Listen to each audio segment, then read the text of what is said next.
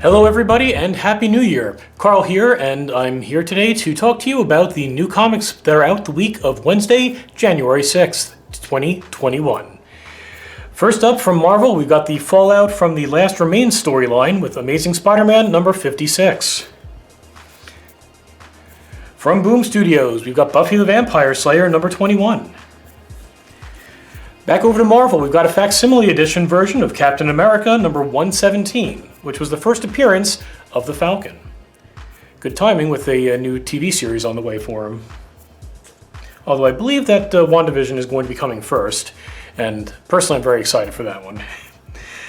Next up, over at Image, we've got crossover number 3. We've got a big reveal at the end of this book of a character showing up from another title, a couple other characters showing up from other titles from other companies, so pretty cool stuff. Speaking of pretty cool stuff, we've got Dark Knight's Death Metal number 7. This is a big deal. It's the culmination of the storyline that's been going on. It also sets the stage for where the DC books are going to be going as we head into 2021. Now, for the next 2 months, we've got a bunch of future state titles, which I discussed in my lecture series last night, live on Twitch, and which has been posted over to the YouTube channel already, so check that out if you get a chance. It's a bit long, but covers everything in a lot of detail. But bottom line, without spoiling anything, is that, you know what, I'll let you figure it out for yourself. But this definitely does set the stage for big things to come down the line. Next up from DC, part of the Sandman universe, we've got The Dreaming Waking Hours number 6. Back over to Marvel, and another book that's got some ties into some multimedia stuff coming out. With the movie on the horizon, we've got Eternals number 1 from the creative team of Kieran Gillen and Esad Ribic. Gillen is a phenomenal writer. His work is brilliant. He's currently doing the Marnius Calgar Warhammer series for Marvel. He's done some amazing stuff with Marvel in the past. He was responsible for the creation of Dr. Aphra in the Star Wars universe. Goodness gracious, a lot of great stuff there. A lot of great stuff over at Image as well. He created a great series called Die, which is based on a role-playing game. He actually built a game to go around with the book too. So brilliant guy, and I expect huge things from the story of here. And not to diminish the artwork, Esad Ribic is just stunning. He did a phenomenal job with Marvel's Secret Wars, and he continues that same level of high-quality artwork with this series, so definitely worth picking up. There's also a ton of variant covers, so some really cool stuff to see there, too. Next up, over at Image, we've got Firepower number 7. Now we get to the Future State books.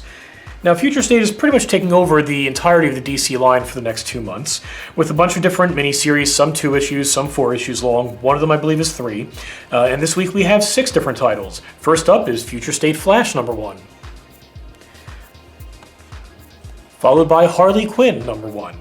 Now, these are stories that are taking place in the future of the DC universe, so we're going to be seeing some adjustments in the status quo as far as the cities that they're based out of, how the characters have aged in an indeterminate amount of time. But the biggest change is that some of the characters are brand new. We have the next Batman here, featuring, as you can probably tell from the title, the next Batman. This book is not focused on Bruce Wayne, it's focused on a new character. Well, not a new character, he's been around before, but he's new to the Batman mantle.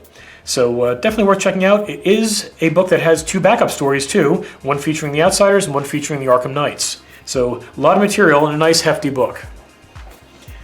Next up, and another one with some backup stories, we've got Superman of Metropolis number 1, featuring another legacy situation where Jonathan Kent is now Superman. So he's watching over Metropolis, which has been bottled up, and we have backup stories featuring Manhattan Guardian and Mr. Miracle. Yet another new character, we've got Swamp Thing number 1. A new character has taken on the mantle of the Avatar of the Green. And as I quickly skip past, because I put 2 copies of Swamp Thing in my stack, we move on to our last of the new characters for this week, Yara Flor, the new Wonder Woman. Based out of the Brazilian Amazonian rainforest. She's literally an Amazonian. And new character, got a lot of people talking, written and drawn by Joelle Jones, so definitely another one to keep an eye on. Wrapping things up for DC this week, we've got Generations Shattered.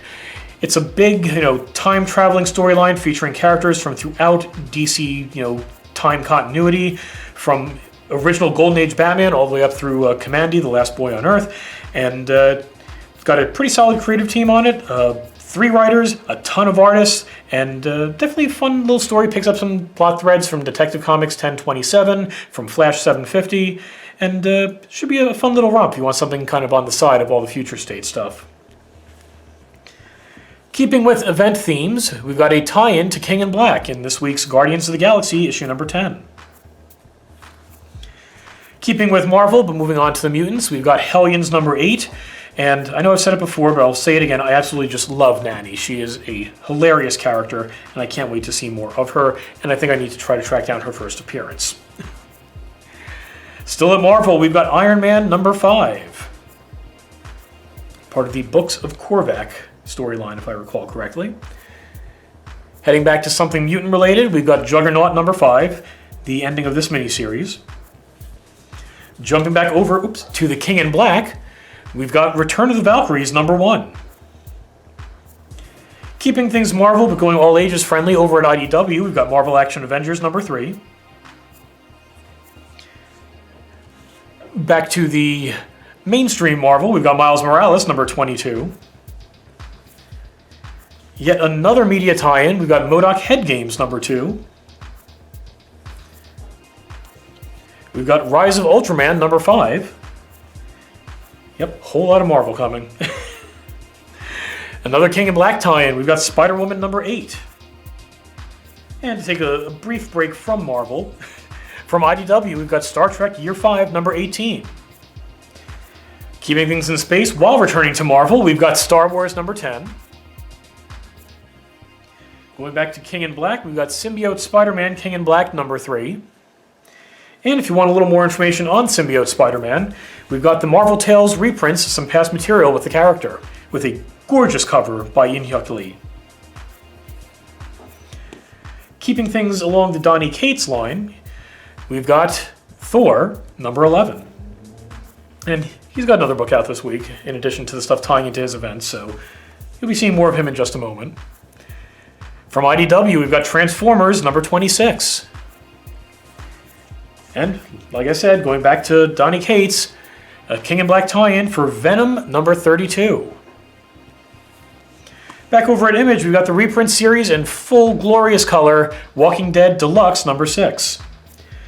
And wrapping things up with a gorgeous cover featuring, well, originally she was known as Siren, then she started going by Banshee after her father.